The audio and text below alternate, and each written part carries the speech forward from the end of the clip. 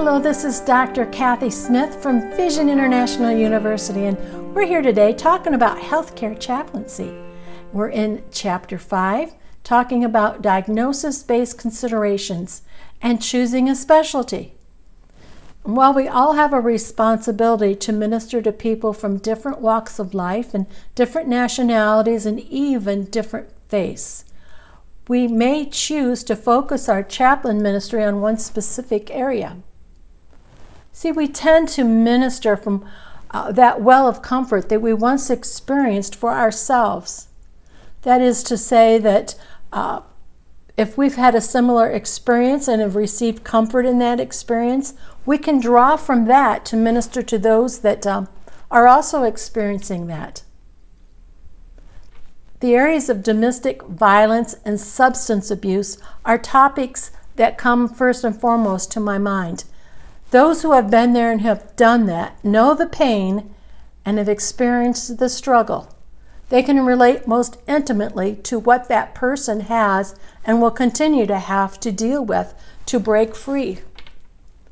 We need to go no further, perhaps, than Alcoholics Anonymous to see a perfectly good example of this. In Alcoholics Anonymous, those who have already overcome their addictions minister to and mentor those who are still struggling to break free from this. It's as if they're there to say to them, look, I know where you're at, I know what you're going through, but you can do this. Now, if you'll just take my hand, I'll show you. I broke free, you can break free too. People who have experienced abusive relationships and have overcome them can also minister to others effectively that are still walking theirs out. That is not to say that you have to have experienced these things to minister effectively to the victims. But it is to say that if you have a unique built-in knowledge base from which to draw that enables you to more effectively feel their pain on a personal and an intimate level.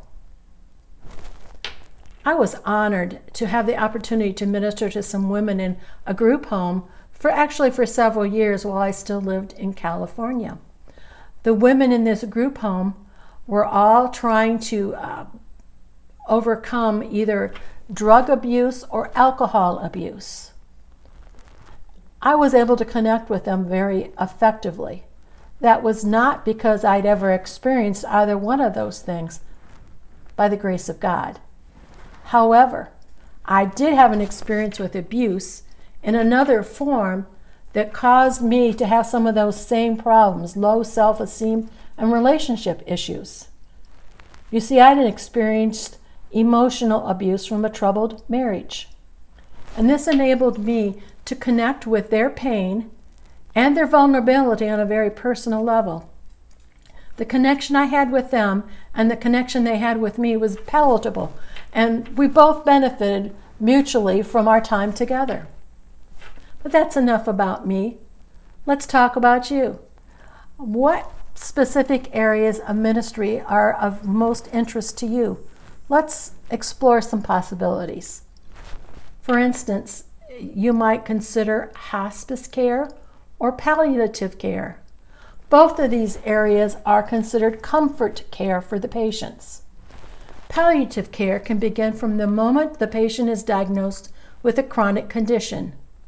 It may be something such as arthritis, multiple sclerosis, or even muscular dystrophy. Palliative care is focused upon providing relief from the symptoms and the stress of the illness. The goal is to improve the quality of the patient's life. Well, not just the patient, but the families as well. The symptoms of this devastating diagnosis are not ever going to go away, and at best they might be controlled. And it will cause a significant lifestyle change for the patient and their families, and potentially limit their ability to perform certain activities, and it may even change their future plans. They must traverse a very difficult transition into a brand new normal. As with any significant life change, they will have to experience some grief. The assistance of a chaplain cannot be overstated in settings such as this, helping the patient traverse through the stages of grief or choosing appropriate life goals, working through some of the questions they may have, such as, where is God in all this, and why did this have to happen to me? Hospice patients walk through some similar situations. They have similar problems. Unfortunately, with hospice, it's not a chronic problem, but a fatal problem. Hospice patients are facing death, and all treatment to prolong life has been stopped. They're going to have some questions in regards to why did God allow this to happen to me? They're going to be grieving. And probably one of the most important considerations for a chaplain is, are they ready to make their transition into eternal life? It takes a very, very special person to be able to work with dying patients day in and day out. And then you can consider an acute care facility or an acute care unit. And ironically, some of the problems that these patients have are very similar to the palliative and hospice care patients, because you see their outcome is very tenuous. They may be dangerously close to death, and their outcome is often uncertain. And so the patients and their families need to work through the problems and the grieving process as they walk through this illness or injury out. Patients in all three groups are similar to perhaps the patients in a renal dialysis facility. They too are facing a life-changing chronic condition. And so you see, all of these patients are going to need the assistance of a palliative. They're going to need the assistance of a chaplain. And then you can take the emergency room, and that is a particularly special ministry area, and it's not for the faint of heart, trust me. I like to joke that it is for the adrenaline junkies. It is a high energy and quickly changing scene with potentially life-threatening developments for the patients as they arrive for their care. You must be able to think and act quickly on your feet and be ready to change course at any moment. If you do well with the adrenaline rush, this may be the department for you. I learned quickly that this was not the unit that I wanted to work in. I'm not up for the constantly changing drama-filled atmosphere that lives in the ER.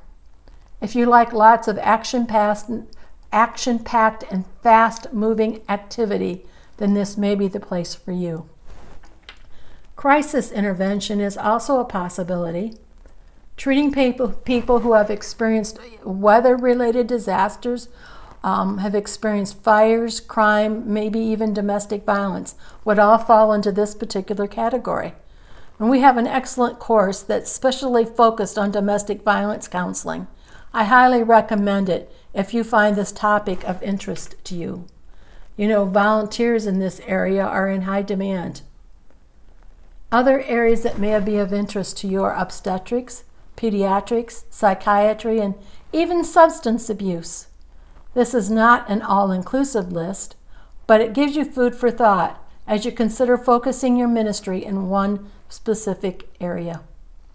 There are many options to explore, and you can look through your book for more opportunities and even look at the resources that are available there to see if there's one area that seems to suit you better than another. So we're coming to the end now of this session, but I look forward to seeing you in session 6. So until then, we'll see you later, and bye-bye.